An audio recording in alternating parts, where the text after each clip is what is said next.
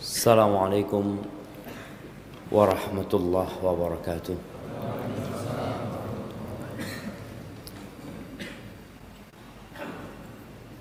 Alhamdulillah alladzi afana fi jasadina wa radda ilaina arwahana wa adhina lana bidzikri. Segala puji bagi Allah Jalla Jalaluh yang telah mengembalikan kepada kita ruh kita, memberikan kesehatan kepada kita. Dan yang lebih indah dari semua itu, Allah memperkenankan bagi kita untuk mengingatnya.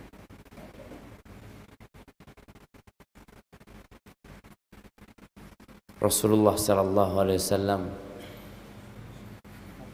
ketika menyebutkan tentang orang yang tidur semalam suntuk,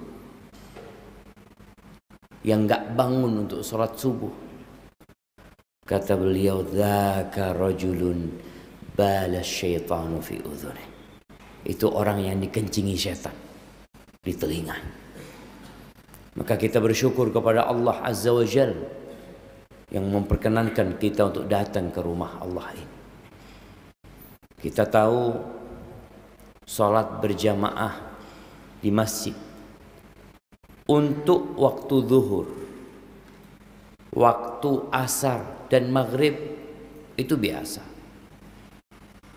Tapi untuk waktu isya dan subuh itu luar biasa. Sampai kata Nabi alaihi salatu wassalam, athqalus salati alal munafiqin, salat yang paling berat buat orang-orang munafik itu salatul isya wa salatul fajr. Salat isya dan salat subuh. Lau ya'lamuna ma fihima la atauhuma walau habwan. Andai kata mereka itu tahu dengan fadilah, dengan keutamaan sholat isya dan subuh berjamaah ini, pasti mereka akan datang melaksanakannya dalam kondisi merangkak. Walaupun harus merangkak, mereka akan datang.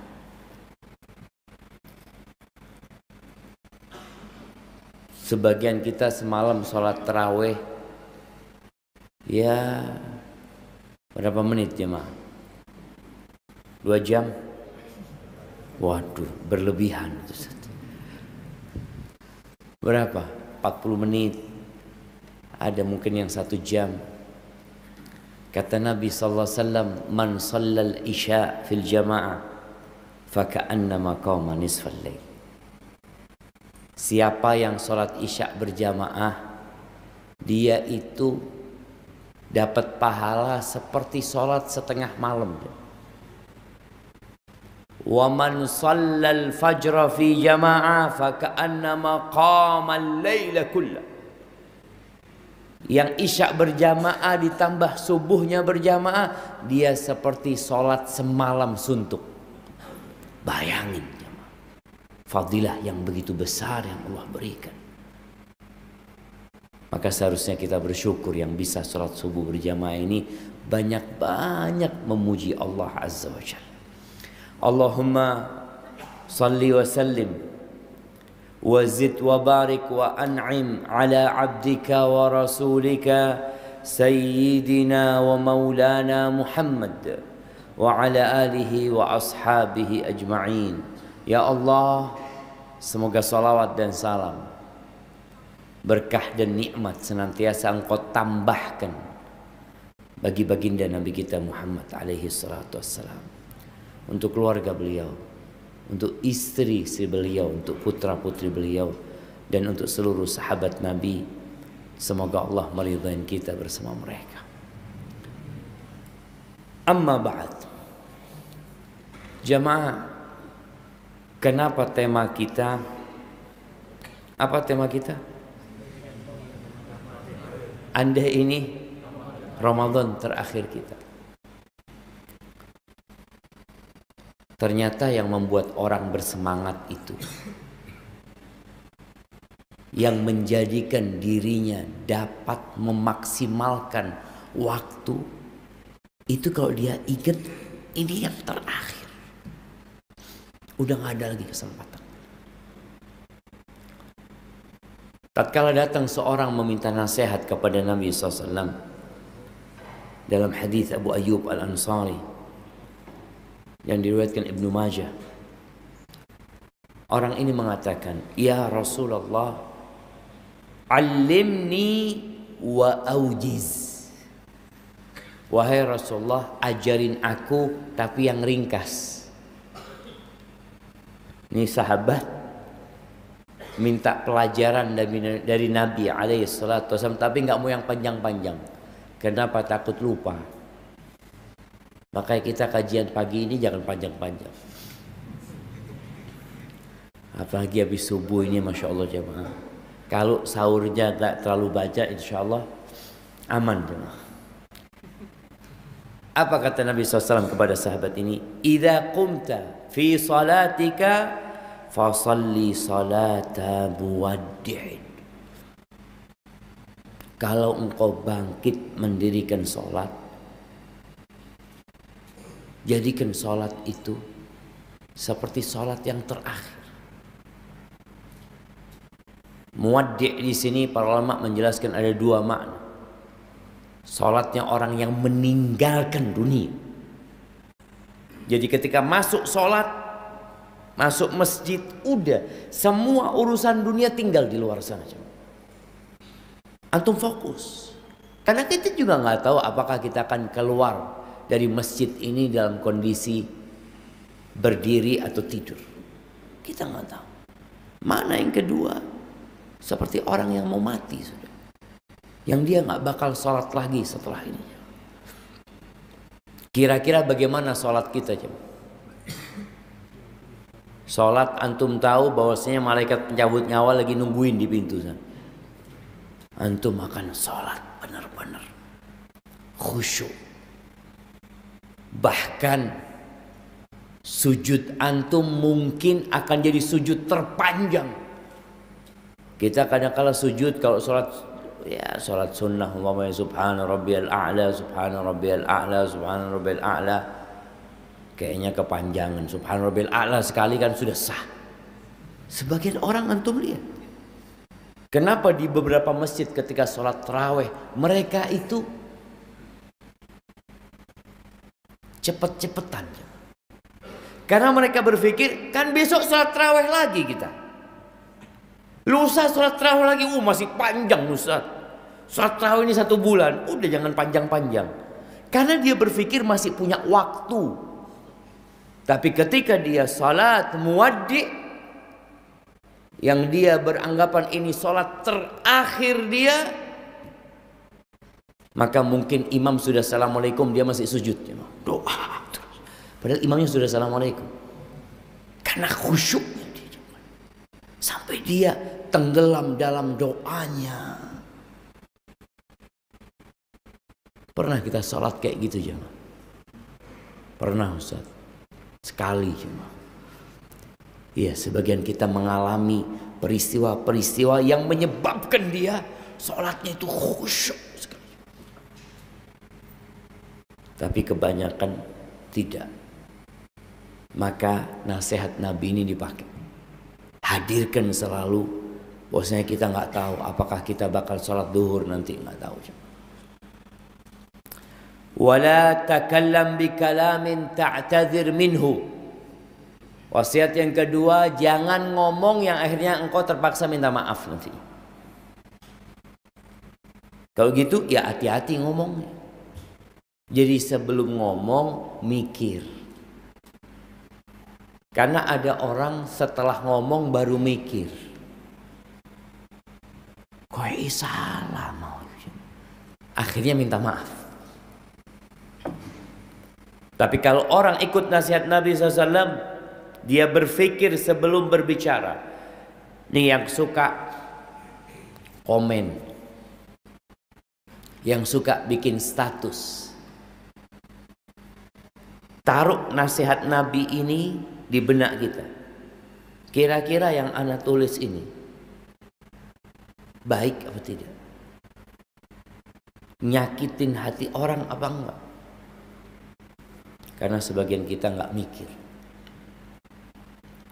Oleh karena itu Nabi SAW ketika memberi wasiat kepada Mu'adz bin Jabal radhiyallahu ta'ala anhu, setelah wasiat yang panjang, lalu Nabi mengatakan, ala adulluka ala milaki dzalika kulli. Kamu mau nggak aku kasih nasihat yang menggabungkan semua nasihat tadi? Bala ya Rasulullah. Beliau mengeluarkan lisannya lalu mengatakan, amsik alaika hadza. Jaga lisanmu. Pegangin lisannya supaya nggak liar. Heran Mu'adz. Kenapa menjaga lisannya jadi wasiat yang menggabungkan semua nasihat Nabi SAW? Lalu Mu'adz mengatakan, ya Rasulullah, wa inna la mu'akhadhuna bima natakallam bihi. Apakah kita akan dihukum, dihisab dengan semua yang kita omongkan? Lalu kata Nabi SAW, wa hal yakubun nas finnar ala wujuhim aw ala manakhirihim illa hasaidu alsinatihim. Mu'adz, thaqilatka ummuka ya Mu'adz. Itu orang-orang yang tersungkur dalam neraka. Karena apa? Karena omongan mereka. Subhanallah, ternyata yang banyak memasukkan ke neraka ini lisan. Antum tidak mencuri, antum tidak mengambil hak orang lain, antum merasa baik, tapi boleh jadi antum ngomong ngawur. Itu yang memasukkan neraka. Maka Nabi SAW kasih nasihat, kalau ngomong mikir dulu, jangan sampai nanti akhirnya harus minta maaf. Yang ketiga wasiat Nabi SAW, wa ajmi'il ya'sa amma fi aidin nas. Engkau tumbuhkan putus asa. Putus asa, iya. Putus asa dari yang ada di tangan manusia. Jangan berharap kepada manusia. Jangan ingin memiliki apa yang dimiliki oleh manusia. Udah jangan. Sebagian kita itu masih banyak bergantung sama manusia. Ada apa-apa, oh ada fulan, ada fulan, ada fulan. Ketika melihat hartanya fulan, tumbuh kecintaan kepada dunia. Oh jangan, minta sama Allah Azza wa Jalla. Jadi manusia yang mengikuti wasiat Nabi SAW ini, dia akan jadi orang yang terhormat. Salatnya khusyuk, muamalahnya sama manusia baik, dan dia tidak berambisi dunia. Ahibati fillah, kalau bicara andai ini Ramadan terakhir kita,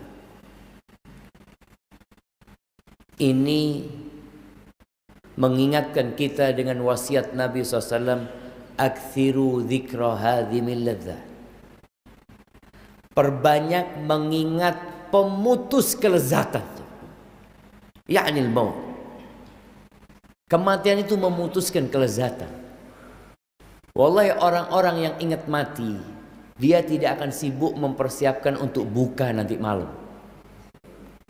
Ini sebagian kita kan yang dipikirkan apa? Buka apa nanti ya?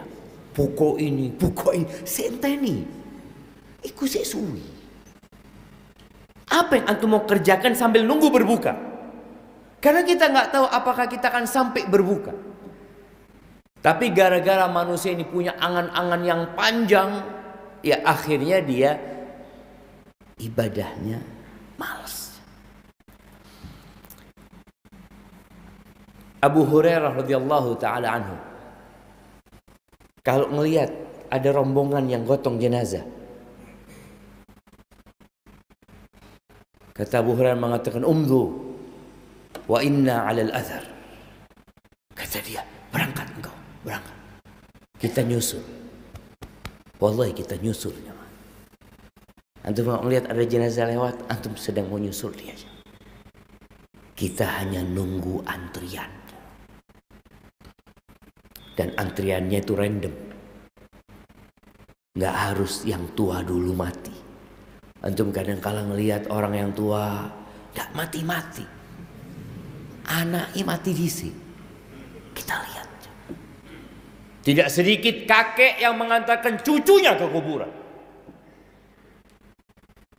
Ya apa coba? Kalau kita berpikir seharusnya kakek dulu ini yang mati lah. Wes tuh urip ini. Wa inna 'alal athar. Kita akan nyusul jemaah. Ahibati fillah. Dalam bulan Ramadan ini siapa yang mengantarkan jenazah? Ada yang mengantarkan jenazah keluarganya? Jemaah, coba angkat tangan. 1, 2, 3, 4, 5. Syuf jemaah. Di bulan Ramadan ini ada yang mengantarkan keluarganya, kerabat. Maka kita harus benar-benar mempersiapkan diri. Apa bekalnya? Wa tazawwadu fa inna khairaz zadit taqwa. Berbekallah kalian. Sebaik-baiknya bekal itu adalah takwa. Dan kita berpuasa di bulan Ramadan untuk mencapai takwa. Kenapa? Ya kalau kita puasa tanpa takwa dan tidak untuk meraih takwa, yang ada sia-sia. Karena Allah Jalla Jalaluh mengatakan innama yataqabbalullah minal muttaqin. Allah itu hanya menerima dari orang-orang yang bertakwa.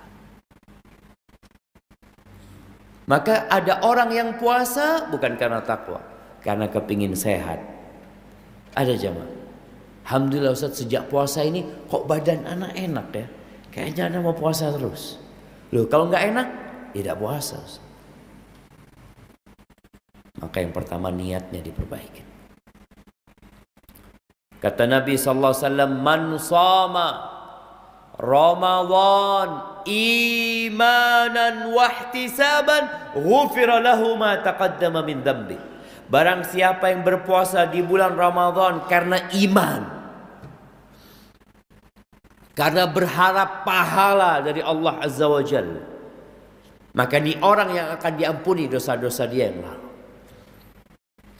Apakah kita sudah berpuasa karena iman dan wahtisaban? Apakah kita benar-benar sudah menggambarkan dapat apa anak puasa? Karena sebagian kita ada yang berpuasa karena tradisi, karena udah biasa puasa. Antum kenapa puasa? Oh, saya sejak kecil puasa. Iya, nah. Terus di rumah saya semuanya puasa. Apakah dia berpuasa karena imanan atau karena kebiasaan? Sudah enak ada kalau tidak puasa itu. Baca lagi jam. Kita tinggal berapa hari nih ya Ramadannya. Jadikan evaluasi nih untuk hari-hari yang berlalu, kemudian kita perbaiki niat kita. Kalau bicara sahnya puasa kita, insya Allah kita semua tahu niat puasa Ramadan, puasa wajib itu harus sebelum matahari, sebelum fajar terbit. Niatnya itu niat agar puasa kita sah. Tapi niat agar puasa kita mendapatkan pahala yang maksimal, maka imanan wahtisaban. Dengan niat ini tidur pun bisa jadi ibadah. Maka antum dengar naumus shaim ibadah.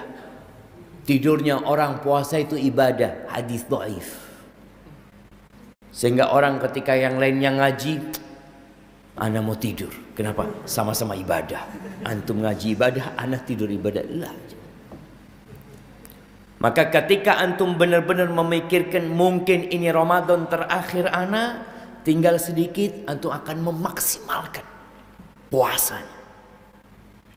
Sebagian kita tatkala berbuka, itu yang dipikirkan makanan. Sampai kadang-kala duduk di meja makan ya, dilihat koleknya, diudek, taruh lagi. Tanya lagi, ada yang lainnya? Subhanallah. Padahal waktu itu waktu mustajab berdoa. Antum jangan mikir makan. Bentar lagi makan antum. Jangan memikirkan menu yang antum akan santap, tapi pikirkan menu yang antum akan santap di surga Allah Azza wa Jalla. Ada apa di surga ya? Karena katanya orang yang rajin puasa itu ada pintu khusus buat mereka yang akan diberikan kepada mereka. Antum bayangin, orang yang puasa itu katanya pahalanya gak terhitung, gak seperti ibadah yang lainnya. Antum ingat lagi, ya Allah nih waktu mustajab, lalu antum berdoa minta sama Allah Azza wa Jalla. Itu yang harus ada di benak kita. Jadi kualitas ibadah puasa kita ini Masya Allah jemaah. Baca Quran, sudah juz keberapa antum? Alhamdulillah Ustaz, ana nggak ngejar hatam, ana ngejar tadabbur Quran. Ana ingin membaca sama artinya. Nah, antum sudah juz keberapa? Ya masih ayat ke 100 Ustaz, dari Al-Baqarah. Terus antum sehari berapa ayat yang dibaca? Ahibbatifillah. Oke, kita yang nggak paham bahasa Arab mungkin beda dengan orang yang ngerti bahasa Arab. Ketika kita membaca bagaimana para salafus soleh membaca Al-Quranul Karim ya. Qatadah bin Da'am as-Sadusi tiap 7 malam hatam Quran. Itu sebelum Ramadan. Sebelum Ramadan dia tiap 7 malam. Masuk bulan Ramadan tiap 3 malam hatam Quran. Di malam hari mereka lebih banyak menghatamkannya di malam hari. Makanya Quran dan puasa ini akan memberikan syafaat kelak pada hari kiamat. Apa kata Quran ketika dia mau membelain orang ini pada hari kiamat? Dia mengatakan, ya Rabbi mana'tuhun naum bil-lail. Wahai Rabbku, aku halangi dia dari tidur di malam hari. Ngapain ngaji? Baca Quran. Baca Quran di malam hari berbeda dengan baca di siang hari. Malahan kita di malam hari jarang baca Quran kadang-kadang. Bacanya ya udah, antum nggak harus duduk baca Qurannya, sambil sholat pegang Qurannya, sholat dengan Quran. Yang nggak punya hafalan Quran yang banyak, sholat ya gitu. Tahun lalu anak kayaknya ya tarawehnya cuma di masjid itu. Ya silahkan. Kalau di masjid Al-Ikhlasnya berapa juz semalam? Nah, nggak hitungan juz, hitungan halaman. Berapa halaman? 2-3 halaman 11 rakaat. Allahu Akbar jemaah. Tergantung imamnya, Masya Allah. Ya imamnya yang harus dikondisikan. Nah perlu ya. Perlu imamnya dikondisikan. Karena sholat malam ini sholat sunnah. Beda sama sholat wajib.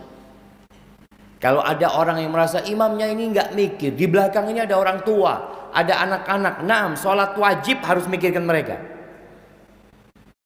Nabi SAW bagaimana sempat marah kepada Mu'ad bin Jabal radhiyallahu anhu karena sholat isya baca Al-Baqarah. Bayangin sholat isya baca Al-Baqarah ini jemaah. Itu imam makmumnya sampai ada yang mau faroqah, ada yang memisahkan diri dari Mu'ad bin Jabal. Tapi ketika sholat sunnah enggak. Nabi SAW ketika sholat wajib mengatakan man shalla bin nas falyukhaffif. Jadi imam tolong ringankan sholatnya. Di belakangnya ada orang tua ada anak-anak, ada orang lemah, ada dzal haja, ada orang yang punya hajat dia. Jangan lama-lama. Karena itu salat wajib ya. Maka kata Nabi SAW, Iqra sabbih isma rabbikal a'la. Salat isya itu baca sabbih isma rabbikal a'la. Hal ataka hadithul ghasyiah. Baca itu. Tapi ketika salat sunnah, salat malam Nabi SAW, beliau pernah salat 1 rakaat 5 juz. 1 rakaatnya Nabi SAW. Ketika Umar bin Khattab radhiyallahu taala anhu memerintahkan Ubay bin Ka'ab dan Tamim ad-Dari menjadi imam salat tarawih di Masjid Nabawi, itu bacanya ratusan ayat. Al-Baqarah itu mereka baca 8 rakaat. Kalau Nabi SAW 1 rakaatnya 5 juz sampai An-Nisa, ini mereka bacanya 8 rakaat Al-Baqarah. Kalau imamnya baca Al-Baqarah 12 rakaat, itu makmumnya ya Allah seneng banget. Karena ringan buat mereka. Kita kadang-kala sebulan Al-Baqarah tidak hatam. Jadi imamnya kalau dihitung sholat tarawih dari awal Ramadan sampai selesai Ramadan, itu Al-Baqarah nggak selesai. Kalau mau dihitung halaman, ada apa jemaah? Tadi kita tidak menjadikan ini Ramadan terakhir kita. Kita masih berpikir insya Allah Ramadan tahun depan lah Ustaz, kita insya Allah bacanya lebih panjang lagi. Ya sekarang ini dikondisikan. Yang nggak mampu berdiri, duduk jemaah. Karena ini sholat sunnah. Nggak apa-apa antum duduk. Jangan imamnya disalahkan. Ada orang tua umpamanya imamnya kepanjangan, habis sholat 2 rakaat datang ke imam. Pak Imam, ojo tawa-tawa. Wis tuwe. Yang tua silahkan pakai kursi, duduk nggak apa-apa. Ini sholat sunnah jemaah.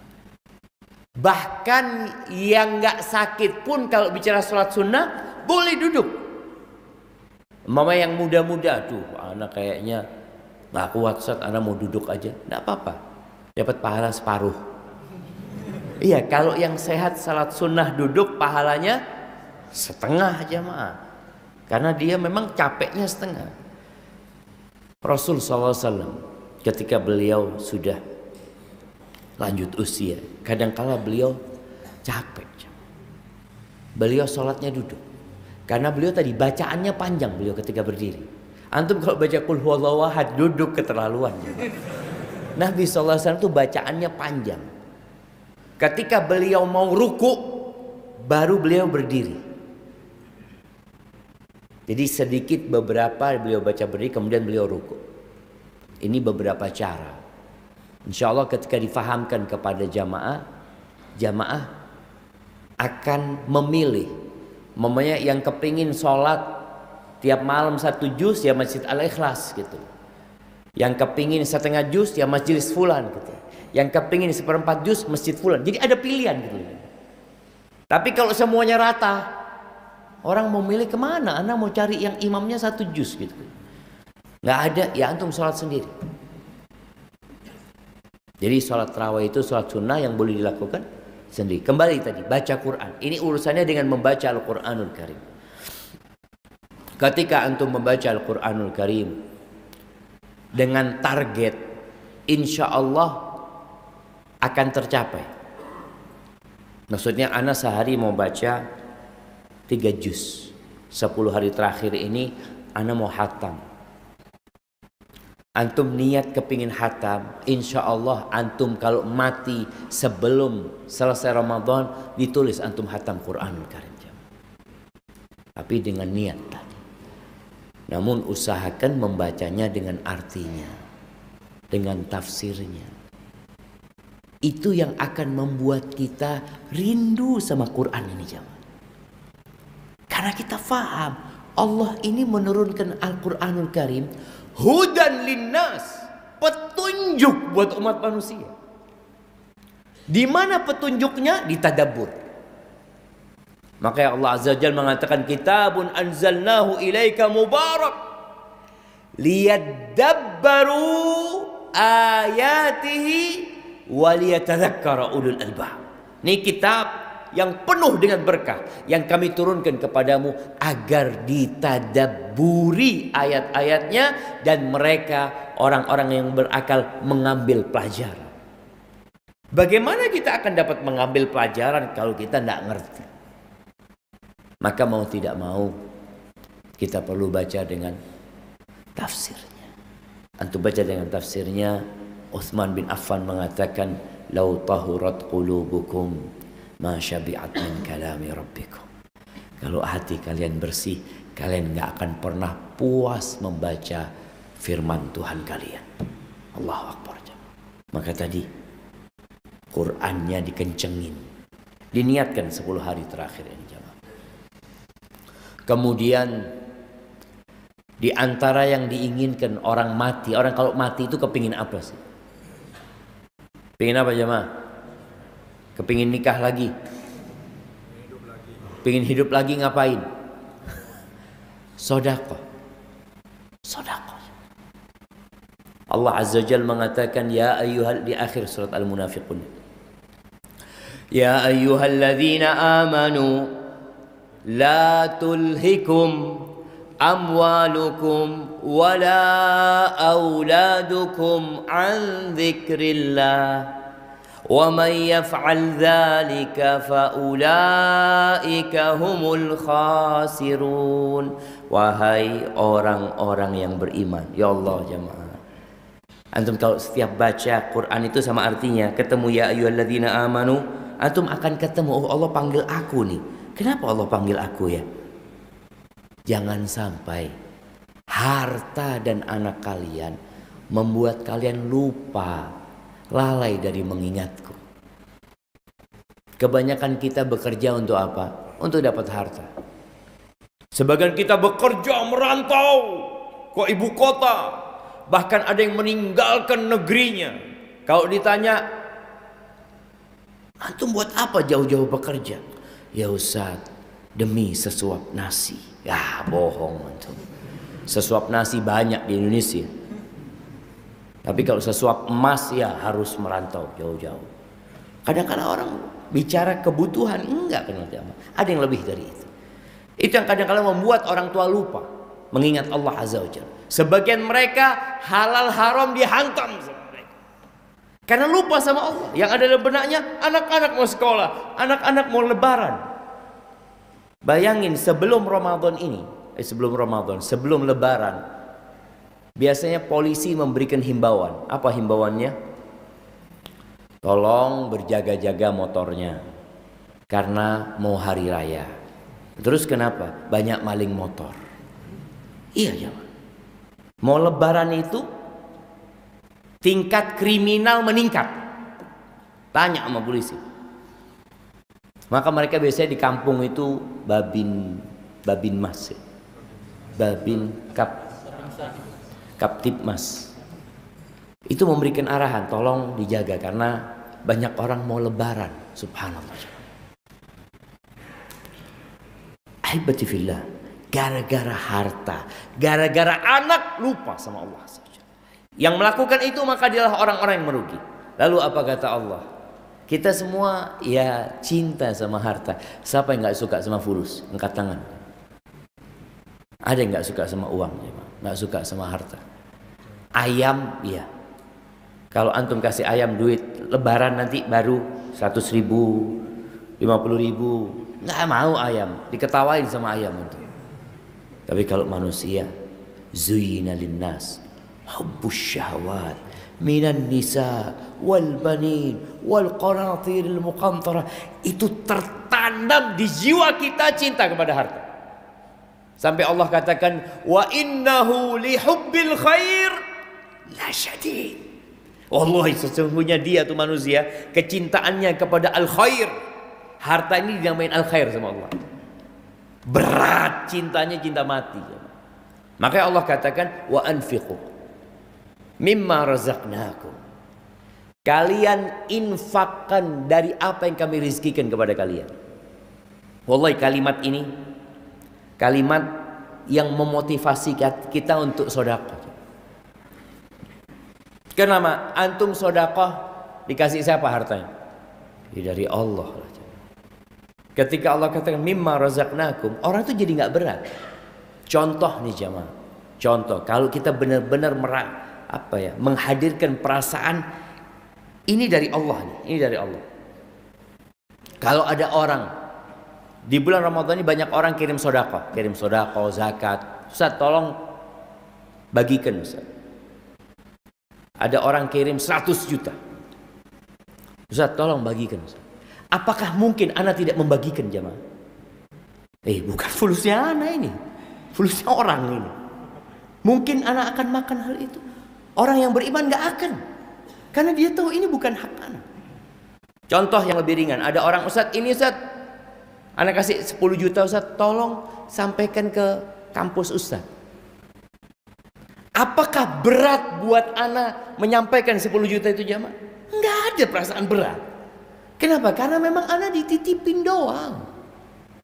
Dan harta yang ada di diri kita itu titipan dari Allah Azza wa Jalla. Jadi kita bukan sodako dari hasil kerja kita jamaah. Kalau antum mikir, oh ya anak kerja keras. Enggak, antum sodako dari rizki yang Allah berikan kepada antum. Biasanya kan orang mengatakan kalau dari hasil kerja sendiri itu Ustaz, berat biasanya. Perasaan itu hilangkan. Ganti dengan perasaan rizki dari Allah. Wallahi berapa banyak orang bekerja, sama kerjanya sama kita, tapi rizkinya berbeda aja. Ada orang-orang Masya Allah yang sama-sama buka warung, sama jualan takjil. Yang satu laris, yang satu tidak laris. Padahal yang dijual sama. Kenapa berbeda? Innallaha huwar razzaq. Allah yang bagi rezeki. Maka kata Allah, wa anfiqu mimma razaqnakum. Dari apa yang kami rizkikan kepada kalian. Artinya kalau ada harta yang bukan dari rezeki kami, jangan disedekahkan. Sudah jangan. Tapi semuanya dari Allah Azza wa Jalla. Min qabli an ya'tiya ahadakumul maut. Sebelum datang kematian kepada kalian. Kalau sudah datang kematian, wallah nih orang akan mengatakan, fayaqula rabbi laula akhartani ila ajalin qarib. Ya Allah, kalau kau tunda, ya Allah tunda kematianku sedikit aja, sedikit. Ditunda berapa menit lah, 5 menit. Kepingin apa dia? Fa'as-saddaq. Dia kepingin sedekah. Kenapa dia nggak ingin sholatnya? Kenapa dia nggak ingin berangkat umrah? Kenapa dia nggak ingin berangkat haji? Dia ingin sedekah. Karena itu amalan yang hanya perlu ngomong. Kalau sholat harus wudhu, harus menghadap kiblat. Tapi sedekah tinggal ngomong buat masjid Al-Ikhlas 2 miliar. Berapa menit? Cuma nggak sampai 1 menit. Tinggal ngomong sedekah itu. Itu antarkan ke rumahnya fulan. Sesuatu yang butuh waktu singkat sedekah ini. Antum kalau mau transfer itu butuh berapa jam? Mau transfer full. Buka handphonenya, apalagi sekarang jemaah. Buka handphonenya, cari rekening yang dituju, nominalnya, masukin PIN, uang itu berpindah jemaah. Sudah jadi sedekah. Maka orang kalau mau mati itu ingin sedekah. Kenapa? Karena dia lihat hasil kerja dia tinggalkan jamaah. Rumah yang dia bangun dia tinggalkan, mobil yang dia beli dia tinggalkan, nggak ada yang dia bawa. Apakah anak-anaknya orang soleh? Wallahu a'lam. Kalau anaknya orang soleh, mungkin ya anak-anak sedekah buat orang tuanya. Tapi boleh jadi tidak. Ada kejadian satu keluarga jamaah. Bapaknya ini kaya raya, meninggal dunia, warisannya miliaran. Datang seorang ustadz dan kerabat mereka ngomong, kalian kan ditinggalin harta banyak sama bapak kalian, mbok ya berapa persen lah diwakafkan. Apa kata anak-anaknya? Enggak. Kenapa dia nggak mau sedekah ketika hidup? Kenapa bapak nggak mau wakafkan hartanya ketika hidup? Sekarang udah jadi milik kita. Wallahi anak itu ngomong kayak gitu. Ya memang betul secara akal. Kenapa ketika itu tidak mau sedekahkan, sekarang jadi milik kita, kita suruh sedekah? Maka sebelum jadi milik orang lain, kita sedekahkan. Nabi SAW pernah mengatakan, ayyukum malu ghairihi ahabbu ilaihi min mali. Siapa di antara kalian yang harta orang lain lebih dia cintai daripada harta dia sendiri? Ada orang yang lebih cinta sama mobil tetangga daripada mobil dia. Datang ke rumahnya tetangga mandiin. Ada apa? Mobil antum mandi? Enggak. Ana cinta sama mobil antum. Ada yang kayak gitu jemaah? Kata sahabat, siapa orang? Gak ada ya Rasulullah. Nggak ada orang yang lebih cinta sama harta orang lain. Kata Nabi SAW, malu. Kalian tahu harta kalian yang mana? Yang kalian makan kemudian habis. Yang kalian belikan pakaian kemudian jadi usang. Wa ma tasaddaqta bihi fa'abqait. Dan yang kalian sedekahkan kemudian kalian simpan. Sisanya fatarikuhu linnas. Punya orang sisanya itu. Kita ini kadang-kadang lebih suka sama sisanya ini jemaah. Kita lihat di brankas besi, Allah. Fulusnya siapa ini? Fulusnya orang. Fulusnya antum yang sudah antum keluarkan itu milik kita. Maka kadang-kadang pikiran kita tertipu dengan dunia ini. Maka tolong Ramadan ini, apalagi masuk 10 hari terakhir, apalagi di malam-malam yang diharapkan Lailatul Qadar, kita berusaha untuk keluarkan jamaah. Sudah bismillah. Berapa persen? Kita tidak bicara zakat. Zakat ada persentasenya. Tapi sedekah nggak ada persentase. Antum mau kasih setengah harta antum, monggo. Sebenarnya bukan kita keluarkan jamaah. Makanya bahasanya Al-Quran itu bukan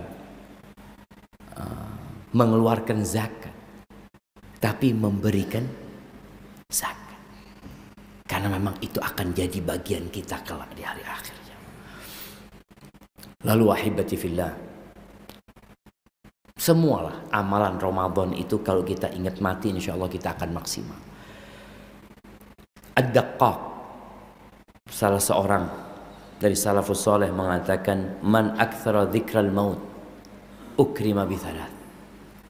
Barang siapa yang banyak mengingat kematian, itu akan dikasih karomah. 3 karomah. Yang pertama, ta'jilut taubah. Dia akan segera bertobat. Segera bertobat. Sebagian kita kan berpikir, insya Allah Ustaz nanti anak lebaran mau tobat. Kenapa? Karena dia berpikir umur dia masih sampai lebaran. Sebagian orang-orang ini kerjanya di tempat yang haram, dikasih nasihat, antum berhentilah bertobat. Insya Allah Ustaz, ana sudah mengajukan resign 6 bulan lagi insya Allah ana. 6 bulan lagi. Antum emang tahu sampai 6 bulan umurnya? Karena dia berpikir enggak, insya Allah Ustaz, ana masih ada ada rencana ini itu. Ingat, kematian itu datang tiba-tiba. Dan di antara tanda-tanda kiamat itu mautul fujah, banyaknya mati mendadak. Yang di masa Nabi SAW tidak terlalu banyak, sekarang banyak. Ada orang mengatakan fulan mati, innalillah wa inna ilaihi rajiun. Wallahi kemarin minum kopi sama kita orang. Artinya ini orang nggak kebayang mau mati gitu. Kemarin minum kopi, kemarin goes sama anak, kemarin masih main futsal sama kita.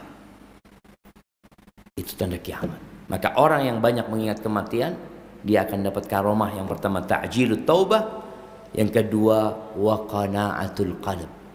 Hatinya nerimo, nggak rakus dengan dunia.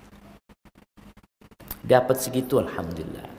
Maka dia tidak akan makan hak orang, dan insya Allah nggak akan makan yang haram. Yang ketiga wa nasyatul ibadah, semangat beribadah. Orang kalau ingat sama kematian, semangat dia beribadah. Maka anda kadang-kadang kalau membaca para salafus soleh itu merasa kecil jamaah, ya Allah, kecil sekali. Sebagian salafus soleh itu ada yang kerjanya bikin perhiasan emas. Kan biasanya ada yang dipatok gitu ya, dia pegang palunya. Ketika dengar Allahu Akbar, dia mau matuk gak jadi jamaah. Berangkat ke masjid. Ya Allah, kapan bisa kayak gitu ya? Kita kadang-kala nunggu komat jamaah. Si suwi turun komat. Kenapa? Karena memang kita nggak ingat dengan kematian tadi. Tapi kalau ingat dengan kematian, bersegera akan dikasih semangat beribadah jemaah. Wa man nasiyahu, yang lupa dengan kematian ini, maka akan dikasih hukuman 3. Apa hukuman yang pertama? Taswifut taubah. Tadi menunda-nunda taubat dia. Nanti insyaallah Ustaz. Jazakallah khair ya Ustaz.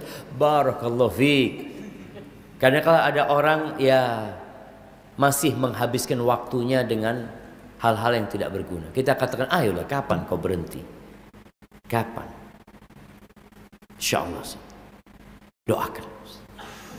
Ini sudah kita doakan. Yang kedua, wa tarkur ridha bil kafaf. Hukuman yang kedua, dia akan jadi orang yang rakus, nggak ada puasa. Nih di 10 hari terakhir ini ujian jemaah. Yang punya toko rame-ramenya itu sekarang. Apa bahasanya orang Surabaya? Hah? Kalau orang Jember itu ngomongnya perpekan. Wih, rame pasar itu. Ini keuntungan yang benar-benar Masya Allah. Bayangkan Nabi SAW 10 hari terakhir malah iktikaf. Para sahabat ditinggalkan. Karena dia berpikir bisa jadi ini Ramadan terakhirku. Berharap aku mati di masjid insyaallah. Mudah-mudahan mati dalam kondisi iktikaf. Lebih baik mana mati dalam kondisi iktikaf sama mati di pasar. Tempat yang paling dicintai Allah, tempat yang paling dibenci Allah, pasar. Bukan berarti antum nggak boleh ke pasar, boleh jemaah. Kita butuh kehidupan, tapi jangan sampai rakus. Ingat dengan kematian. Sehingga ketika berangkat ke pasar, ingat doa masuk pasar. Ingat dengan larangan-larangan ketika berdagang. Itu insya Allah akan membuat kita jadi tadi ridho, qanaah dengan yang sedikit. Hukuman yang ketiga, at-takasul fil ibadah. Malas ibadah. Orang kalau nggak ingat sama mati, wallahi malas untuk beribadah. Ahibati fillah, yang terakhir. Ada amalan yang kadangkala kita lupakan. Apa? Menjaga silaturahim.